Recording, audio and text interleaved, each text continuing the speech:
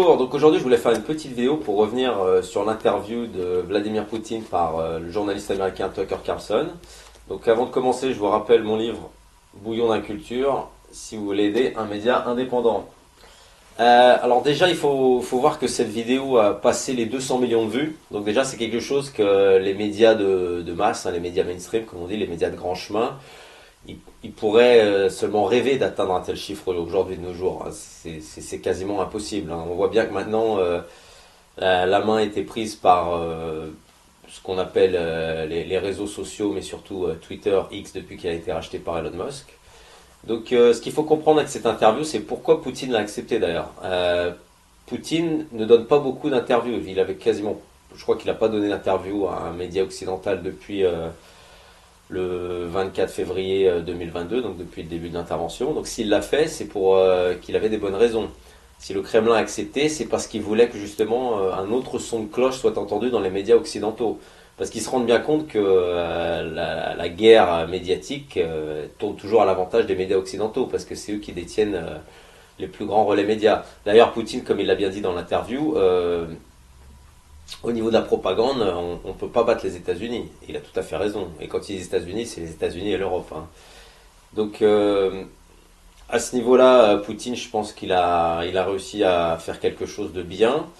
C'est-à-dire que son interview a été vue par beaucoup de personnes, même aux États-Unis. Bon, je pense que les premiers qui ont regardé sont les gens qui connaissaient déjà son discours un peu. Mais je pense que ça a permis d'atteindre un public qui n'est pas habitué à entendre les vérités de la part de la Russie. Donc c'est une très bonne chose. Euh, Au niveau de la réponse des médias occidentaux, bon, on a vu dans les médias français qui commençaient à se tirer les cheveux. Il y en a qui commençaient à dire, j'ai vu une interview, je ne sais plus sur quelle chaîne de télé c'était, mais il y avait un intervenant qui disait il faut infester le monde de fake news parce que c'est une bataille de l'information. Sauf qu'ils oublient de dire quand ils disent ça, c'est que ça fait plus de 100 ans que les Occidentaux, avec leurs médias, infestent le monde de fake news. Donc quand Poutine donne juste une interview, ils ont du mal à l'accepter. Parce que pour eux, le narratif, c'est le seul narratif à accepter, c'est le narratif officiel, donc le narratif de l'Occident. Donc on a pu voir aussi que Poutine a toute sa tête. Apparemment, il était malade, il avait plusieurs cancers. C'est ce que nous avaient dit les médias occidentaux aussi. On a très bien vu que, contrairement à Joe Biden, qui confond Macron avec Mitterrand et Olaf avec Helmut Kohl. Donc, enfin, c'est gaffe sur gaffe. Biden, on a très bien vu que Poutine, lui, par contre, il maîtrise son sujet. Pendant une demi-heure, il a donné une leçon d'histoire sur les origines, l'histoire de la Russie et de l'Ukraine, sur les origines du conflit.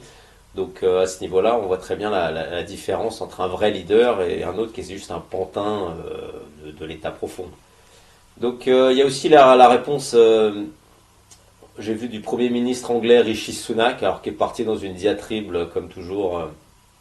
Il a dit tout ce qui avait été dit dans cette interview est faux. On sait très bien que l'invasion de l'Ukraine est une invasion illégale, qu'on n'aurait jamais dû accepter, qu'il faut envoyer le plus d'armes possible en Ukraine pour essayer de gagner cette guerre. Une guerre qui n'est plus gagnable. Je crois que la plupart des spécialistes maintenant occidentaux l'admettent. Les vrais, les généraux, pas les journalistes des médias aux ordres.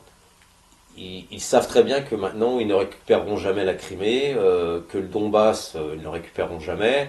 Et la seule chose qu'ils peuvent faire, c'est ralentir l'avancée russe, parce que la Russie a complètement la main à ce niveau-là. D'ailleurs, les dernières vidéos qui sont sorties, on voit des Ukrainiens maintenant qui se rebellent contre la conscription parce qu'ils ne peuvent pas rejoindre le front, parce qu'ils savent très bien que c'est une mort certaine et qui les attend.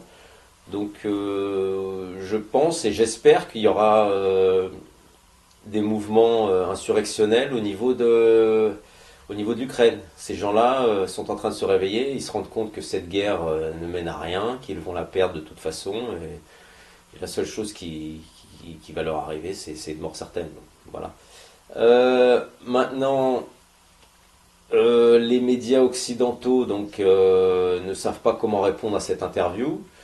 Il y en a qui ont dit que c'était faux, il y en a qui ont dit que Tucker Carlson était un traître à la nation.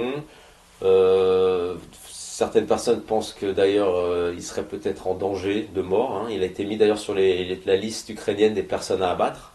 Donc ça vous dit quand même quelque chose par rapport à ce pays qu'on appelle l'Ukraine, hein, qui est apparemment une grande démocratie, alors que la Russie serait une dictature. Alors pour tous ceux qui sont déjà allés en Ukraine en vacances ou quoi que ce soit, savent très bien que c'est un pays extrêmement corrompu, hein, qu'on soit bien d'accord.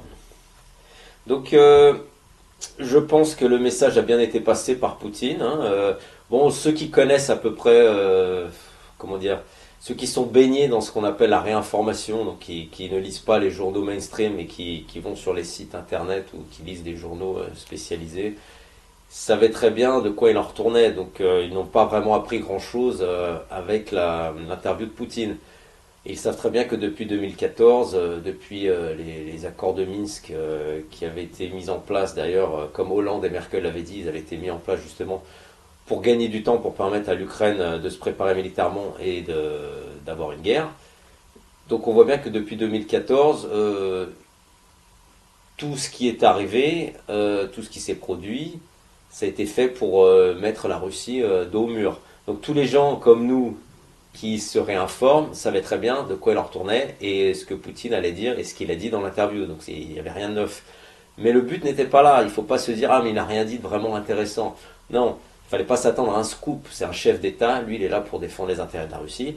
Mais il a essayé de faire passer un message important aux Occidentaux qui n'écoutent pas justement, qui ne vont pas s'informer là où il faut, qui continuent de croire béatement ce qu'on leur dit à la télévision, sur leur radio ou dans les journaux mainstream. Donc c'était vraiment ça le but de cette interview. Et d'ailleurs c'est très bien qu'il y ait des gens de l'intérieur d'où vient le problème, hein, des États-Unis, de l'État américain. Donc des gens comme Carlson, des gens comme Snowden ou Julian Assange. Bon lui il est australien mais quand même il est lié au monde anglo-saxon. Donc c'est bien qu'il y ait des résistants de l'intérieur de ces pays-là qui se rapprochent de l'autre côté, quoi, de la Russie. Enfin, qui montre bien que de toute façon le narratif officiel ne tient plus debout et que plus personne, plus grand monde, plus personne non, mais plus grand monde n'y croit. Donc pour finir sur une note positive, la multipolarité du monde est une très bonne chose. Le fait que Poutine, enfin la Russie, arrive à gagner cette guerre, donc ça va être une grosse défaite qui va être infligée à l'OTAN, hein, même si maintenant ils sont en train de parler, si vous suivez l'actualité, là ils sont en train de parler d'une guerre longue, on va se réarmer, on va rentrer dans une économie de guerre, hein, ça vient de partout, hein, Macron en a parlé, en Allemagne ils en ont parlé, ils commencent à en parler en Scandinavie aussi. Donc ils veulent vraiment leur guerre mondiale, quoi. Faut dire ce qui est, hein. Si l'OTAN rentre réellement en guerre avec la Russie, c'est une guerre mondiale. Sauf que les Russes ne le souhaitent absolument pas. Et les populations des pays de l'OTAN ne le souhaitent absolument pas. C'est pas parce qu'il y a quelques tarés en haut à l'Union Européenne ou à la tête de nos pays qui souhaitent cette guerre, parce qu'ils sont aux ordres, ces gens-là, hein, ils travaillent pour les lobbies, hein. Nous ne souhaitons absolument pas, je veux dire, la population à 99% ne souhaite absolument pas avoir une guerre avec la Russie. De toute façon, une guerre qui ne servira à rien, qui ne serait jamais gagnée, parce que de toute façon, la Russie est la première puissance mondiale en termes du nombre de têtes nucléaires. Et en plus, ils ont les missiles, la technologie des missiles supersoniques que nous ne maîtrisons pas en Occident, enfin, ils les maîtrisent beaucoup mieux. Donc, c'est une guerre perdue d'avance. Ça serait perdu des deux côtés, ça ferait des ravages des deux côtés, ça ne servira à rien. Donc, comme l'a dit Poutine dans l'interview, ils n'ont aucun intérêt à attaquer d'autres pays, hein, et ce qu'ils souhaitent, c'est retourner à la table des négociations. Et j'espère qu'ils vont devoir y arriver parce que la réalité du terrain fait que les forces otano-kieviennes vont être obligées de s'asseoir au bout d'un moment. Même s'ils prévoient de se réarmer une guerre longue, je pense qu'il sera trop tard. Voilà, donc par rapport à cette interview de Poutine, je pense que ça a été quelque chose de très positif et j'espère que les peuples occidentaux et surtout les Américains se rendent compte de quoi il en retourne. Voilà, allez, merci. Au revoir.